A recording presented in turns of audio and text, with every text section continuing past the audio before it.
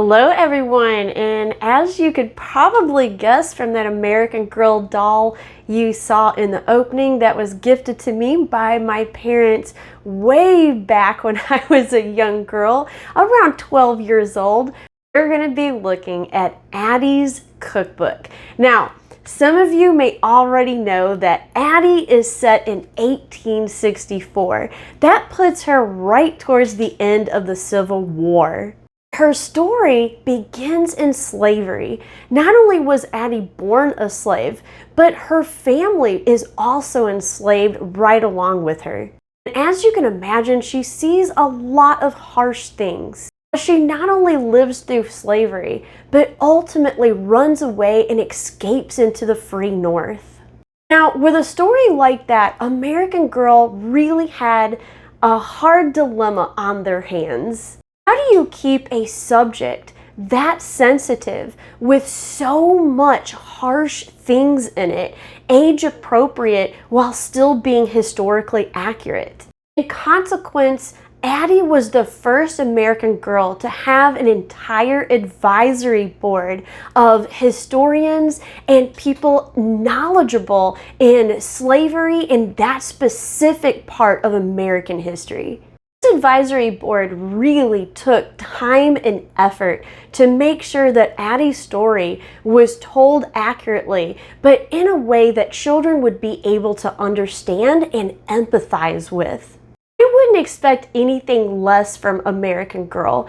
I think they did a fantastic job with Addie's story. I absolutely loved reading her books, and not only did she inspire me, but she's inspired countless thousands of girls that have read Addie's story and really seen the hope and the courage that Addie displays throughout all the events of her life.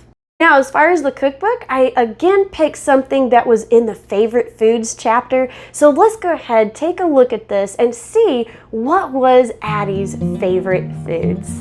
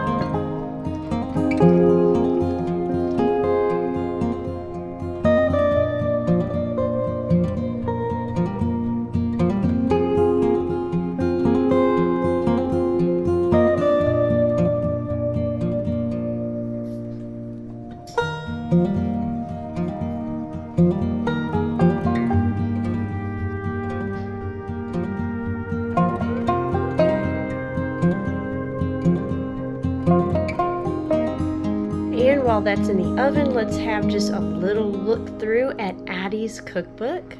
And just like the previous ones, we're given a short history of what it would have been like to cook during the Civil War years, what you might expect Addie's kitchen to look like. And of course, we also have snippets of history from the time period, which I found fascinating. I also like the fact that, again, as with the previous ones, we get a little history of what breakfast would have been like in 1864. And because Addie is born in the South, you're going to see that all the foods in here reflect that region. So we're getting lots of what you would think of as very typical Southern food, like buttermilk biscuits, fried apples, scrambled eggs. Everything looks really good in there. And you see we have a little girl that's making buttermilk here. We go on to what dinner would have been like. And again, very typical food for the time period, and also reflecting Addie's status as a slave. We also have throughout the cookbook little snippets of what slaves would have had access to, such as fishing, perhaps even some gardening.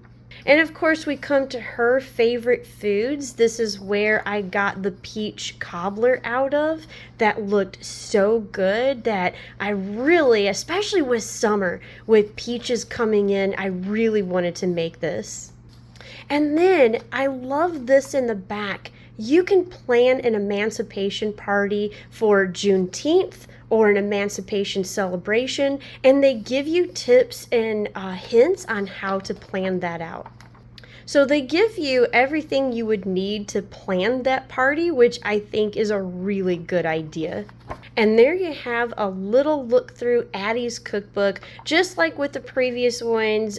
So cute, so much history packed in here, and some really good recipes. So I would really highly recommend any of these American Girl cookbooks. So far, they have not disappointed, and I've really enjoyed them.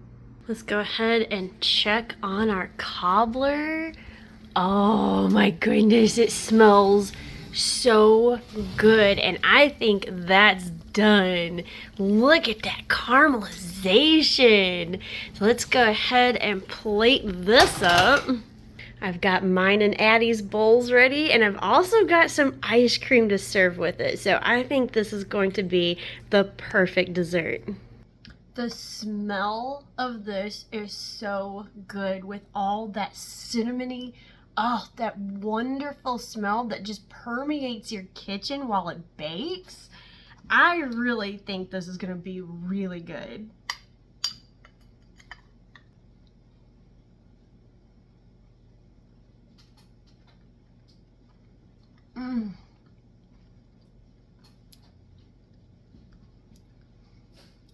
Oh, this is so good.